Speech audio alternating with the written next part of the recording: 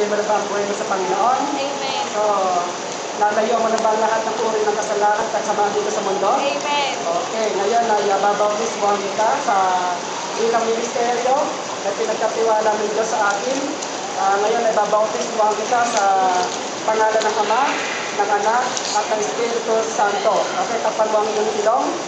Takpan mo ang ilong, ano? At ngayon, ikaw ay ating babautismuhan sa pangalan ng Panginoon Jesus at ng Ama, Anak, Espiritu Santo. On a very with him in the likeness of death, raising up in the likeness of resurrection to walk in the newness of life. Amen. Medyo to. Diba? Okay. Okay, Sister Alice, tinanggap mo na ba ang Panginoon? Amen. So, handa ka mo na ba ang harapin ng Panginoon anytime? Amen. So, sinusuko ba na ba ang buhay sa Panginoon? Bilang pagsunod at paglayo sa magkuri ng kasalanan at kasamaan dito sa mundong ito. Okay, ngayon, ngayon nababautisman ka sa tubig, ano? Bilang ministeryo ng Diyos na nagbigay ng katiwala sa atin. Babautisman kita sa pangalan ng Ama, ng Anak, at ng Espiritu Santo. Okay, okay.